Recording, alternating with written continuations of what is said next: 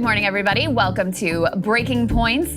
Just me in the studio today, but I do have some guests to help me out with the show. In particular, I've got Murtaza Hossain joining us to talk about Tucker's interview with the president of Iran. Going to share with you a few key moments there and get his reaction to all of that. And also, Bibi Netanyahu back at the White House, third time. This time, he is nominating President Trump for the Nobel Peace Prize. We've got other developments there as well that we'll get Murtaza's reaction to. Then we're going to also have Glenn Greenwald join. He has been closely following what is going on with Palantir, with Peter Thiel. Going to ask him what he puts the odds at that Peter Thiel is actually the Antichrist. So there's a lot to dig into there that is very consequential. I also want to get Glenn's view on the Epstein flop and the cope that is going on right now in MAGA world, which I have to say is world historic. I'm actually going to start the show, though, with the newest tariff announcement, sort of like a Liberation Day 2.0. Trump is unilaterally announcing tariffs on a number of very significant countries. We'll get a little bit of sound from him, from Caroline Leavitt, and sort of parse through what is exactly going on there. We also have updates coming out of Texas as the death toll has surged even higher, now over 100 individuals dead because of those devastating floods. We have new information about the response or failures thereof, and also Ted Cruz, once again. You'll recall previously he was caught in Cancun during a natural disaster in Texas. This time he was in Greece sightseeing and was spotted as the floods ravaged the state and the response continued apace. In addition, I want to bring you some truly shocking images out of LA as federal immigration agents performed a militarized sweep of the park. Ken Klippenstein, great friend of the show, was able to get leaked documents talking about the goals of this sweep, which indications are may not have actually picked up a single person. It was more a demonstration of a show of force that, hey, these immigration agents armed to the teeth, looking like a military occupation, they can go anywhere and they can do anything, and there is nothing that the local government, Karen Bass in this case, can do to stop them. So a lot to get to in this show.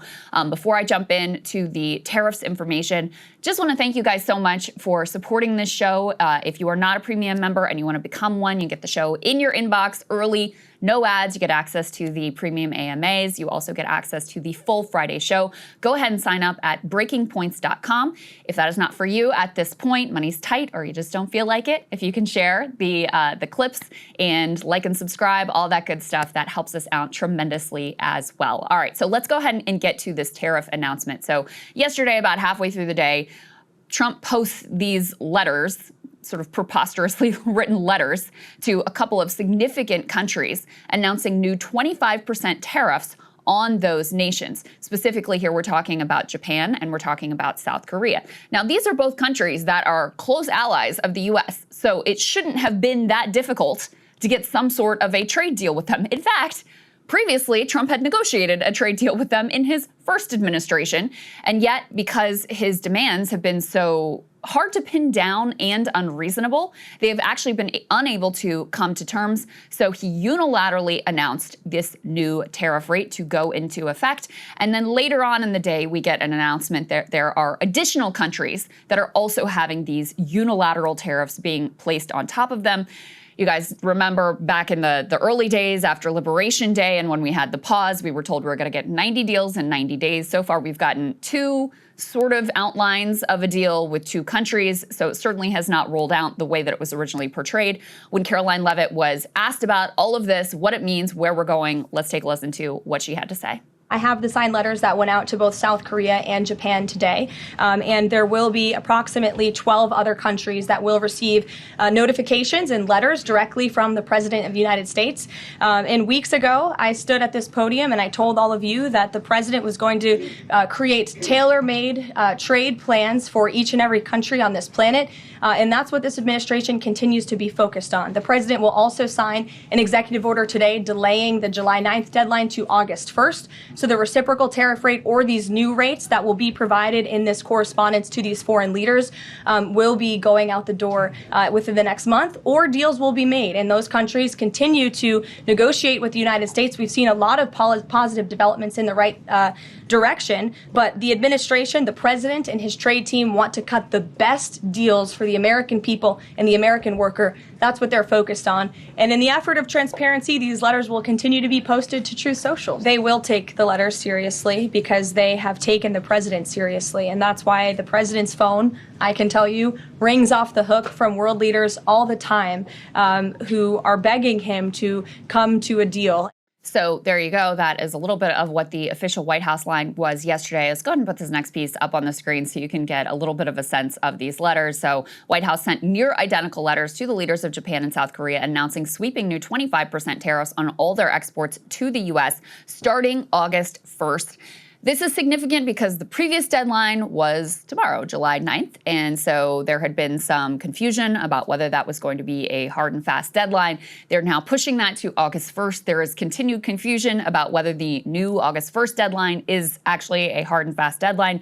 So we'll have to see what ultimately pans out there. But let me read you just a little bit of these letters because it is certainly trademark Trumpian language and sort of preposterous that this is the way that the President of the United States communicates with significant nations around the world. In any case, one of them reads, this is the one to the Prime Minister of Japan. Dear Mr. Prime Minister, it is a great honor for me to send you this letter, in that it demonstrates the strength and commitment of our trading relationship and the fact the US of A has agreed to continue working with Japan despite having a significant trade deficit with your great country. Nevertheless, we've decided to move forward with you, but only with more balanced and fair trade, in all caps. Therefore, we invite you to participate in the extraordinary economy of the United States, the #1 market in the world, weirdly capitalized there, by far. We have had years to discuss our trading relationship with Japan and concluded we must move away from these long-term and very persistent trade deficits, in caps for some reason, engendered by Japan's tariff and non-tariff policies and trade barriers. And then he goes on to describe how we will be unilaterally implementing these 25% tariffs. Let's go ahead and put the next piece up on the screen here to show you the rates that were announced yesterday on these countries to go into effect on August 1st. You've got Cambodia, 36%, Thailand, 36%, Bangladesh, 35%, Serbia, 35%, Indonesia, 32%, Bosnia, 30%, Tunisia, 25%, and then you've got Japan and South Korea at 25%. In addition, he says that any retaliation will be met with increased tariffs. So he said if any of those countries increase their tariff rates vis-a-vis the United States, then that additional amount will be added on top. So needless to say, these are quite high rates. These are significant tariff rates. It's easy to become a little bit inured of this stuff at this point because we've had them on and off again and back on, and we're taking a pause, and we've got a deadline, and we've got a new deadline coming in. But I think it's worth just wrapping our minds around the fact that if you're talking about 25% tariffs on significant trading partners like South Korea and Japan, that is going to have a significant impact on the economy, and economists will tell you, very likely to raise prices on those goods coming in from those countries. Not to mention what companies do when they have an excuse to hike prices, they hike prices. So very possible that all that comes down the pike, not to mention the continued level of extreme uncertainty about what any of this is, what any of it's going to be, where we're ultimately going to end up. And as I said before, part of the reason why countries like Japan that have a very close relationship with the United States, why even they were unable to strike some sort of a deal with the Trump administration is because they basically came and said effectively like, okay, well, what do you want from us? And no one could really answer them. I mean, some of these nations have effectively zero tariffs on the US, but because Trump feels like we have a trade deficit with them, that is just ipso facto an indication that something is unfair about the relationship, and so he has to put these tariffs in place. So that's kind of the top line of where we are. You know, I mentioned before that there continues to be questions about, okay, we had the July 9th deadline. Well, that's tomorrow. That's now being pushed down to August 1st. Is it going to be the August 1st deadline? Trump got asked a couple days ago about these deadlines and how hard and fast they are and what they mean. And he was perplexingly confused himself it really raised some questions about how much, even in this area on tariffs, the area where he seems to be sort of the most engaged and the most enthusiastic in terms of his administration, really raised some questions about how plugged in he is even to this sort of centerpiece of his economic agenda. Let's go ahead and take a listen now to A4. Mr. President, do the tariff rates change at all on July 9th, or do they change on August 1st? What are you talking about? Tariff rates, do they change on July 9th or August 1st? No, they're going to be tariffs. The tariffs are going to be the tariffs. I think we'll have most countries done by July 9th, yeah. Either a letter or a deal. But they go into effect on August 1st. So you can see Trump there saying, oh, I think most of the countries will be done by July 9th. This was just a couple days ago that he got asked that. And he said, oh, no, I think it'll be done by July 9th. Again, tomorrow is July 9th. And we now have this announcement that, no, actually, in fact, we're pushing that deadline now off to August 1st. And you can see Howard Lutnick having to jump in to sort of try to clean things up and say, well, I mean, July, sure, Mr. President, but actually they go into effect on August 1st. So, you know, there seem to be significant parts of this administration that Trump is just checked out from. He seems completely checked out from the immigration piece. Seems to have just been completely outsourced to Stephen Miller as one example, where he has become incredibly powerful within this administration. He also appears to be, Stephen Miller, very powerful even within, you know, foreign policy decision making. But I really thought that tariffs were the one piece that Trump was really super engaged with. This is a guy that is, you know, playing golf on a lot of days, which is kind of extraordinary given that you would think that this would be a very busy job. And so it was just interesting to me to see him even so sort of perplexed by the question that was asked and so out of sorts on what the answer would be about when this deadline is, which again is pretty significant question given that he was asked this just days before that deadline was due. So let's go ahead and put the next piece up on the screen because this is significant as well. You know, this was the market reaction yesterday. The Dow slides more than 400 points. That's a significant market drop. I haven't taken a look at the futures yet this morning to see where we are. Oh, it says S&P 500 futures rebound from sell-off as investors bet that Trump tariffs will end up lower than what he announced. So Wall Street appears to be taking the taco bet again. And, you know, given the ups and downs of this policy, it's hard to blame anyone for thinking like, okay, sure, he's doing Liberation Day 2.0 and announcing these very high rates that would be extraordinarily disruptive if they actually go through. But are they actually going to go through? Who the hell knows at this point? In addition, there was also a significant shot taken at the so-called BRICS nations contained in this as well. Let's go ahead and put this next piece up on the screen. This is from the Wall Street Journal. So they say Trump steps up his fight with BRICS nations. China and Russia push back after U.S. president threatened to place tariffs on countries embracing the policies of the group. I'll read you a little bit of this article from the Wall Street Journal. They say President Trump's threat to put new tariffs on countries embracing the policies of the BRICS group has added fresh uncertainty to global trade, prompted pushback from Moscow and Beijing. Trump posted on social media that countries aligning themselves with the, quote, anti-American policies of BRICS will be charged an additional 10% tariff on top, of course, of whatever he decided he was going to charge them.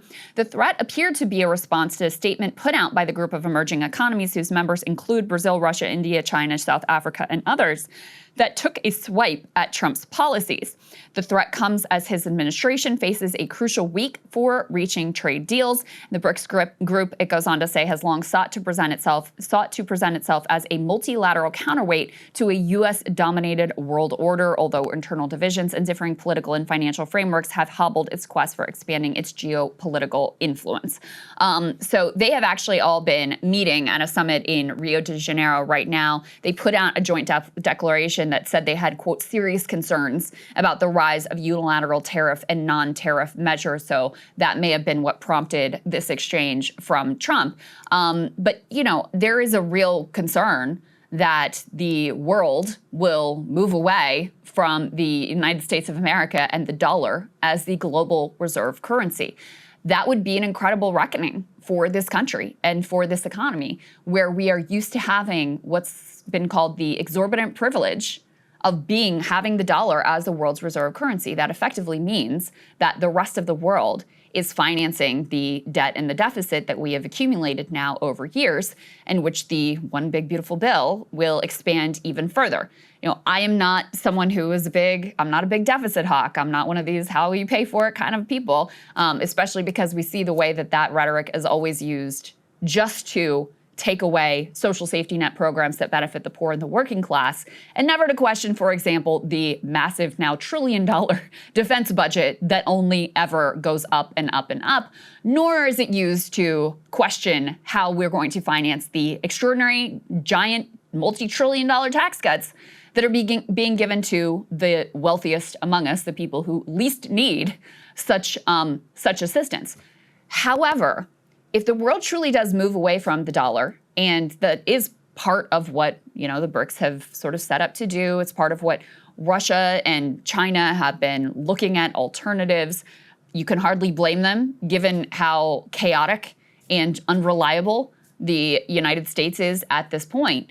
If that actually does happen, it will be a significant reckoning in this country. So in any case, the irony here of Trump protesting what the BRICS nations are doing is that with his insane unilateral trade war on the entire world, he is only hastening the arrival and increasing the logic of those countries that would want to move away from the dollar as the world's reserve currency. So that, of course, is the irony here.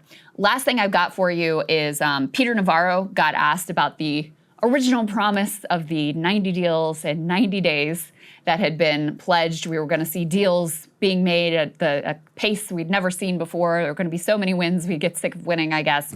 And here is what he had to say about what happened with those 90 deals in 90 days. 90 days and 90 days. I'm very happy. I'm very happy. I am very happy with where we're at. We have had a global baseline tariff in place of 10%. We're collecting billions of dollars of tax revenues that are going to pay down for tax cuts. We've got continuing negotiations, and I think this is great. 90 deals in 90 days. Because the rest of the world has it so good that they're dragging their heels. But the president will not allow that. That's why the letters went out. That's all I'll say. So obviously just a bunch of nonsense spin and cope there, needless to say. But, just to wrap this up, it all goes back to, what are we even doing here? There's never been any clear explanation of what the goal of these tariffs even is. Originally, remember, we were told when they were being put on Mexico and Canada that it was about fentanyl. Then we were told at times, this was about bringing back manufacturing jobs. Well, so far from what we've seen, this has been devastating actually to manufacturing, especially when coupled with the rollback of industrial policy that was actually put in place by the Biden administration. You're going in the wrong direction in terms of manufacturing jobs. At times, we've been told that this was about, and Peter Navarro talks a little bit about that there, this is about increasing revenue into the United States Treasury. Well, that goal is actually directly at odds with the goal of increasing manufacturing jobs, because if you're reshoring, then you're going to have fewer goods coming in, being imported, then you will be decreasing the tariff revenue over time. So those two things are at odds.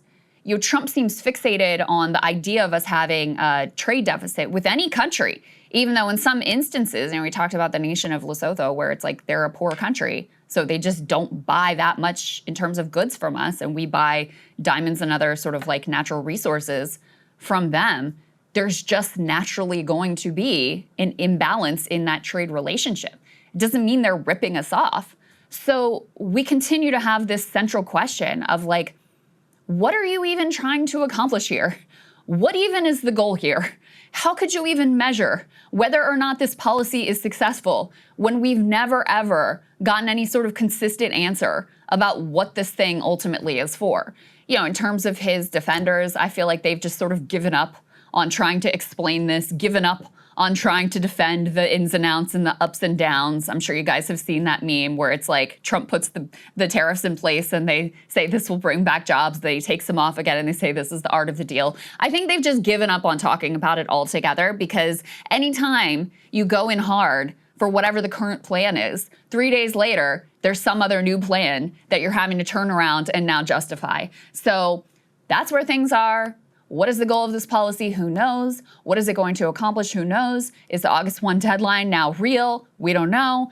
Are these new tariff rates, which again would be really significant, extraordinarily high, and I don't want people to lose sight of how disruptive it would be economically if these actually get put in place on Japan, South Korea, and other trading allies. We don't really know. So that's where things stand. Hey, if you like that video, hit the like button or leave a comment below. It really helps get the show to more people. And if you'd like to get the full show ad-free and in your inbox every morning, you can sign up at breakingpoints.com. That's right. Get the full show, help support the future of independent media at breakingpoints.com.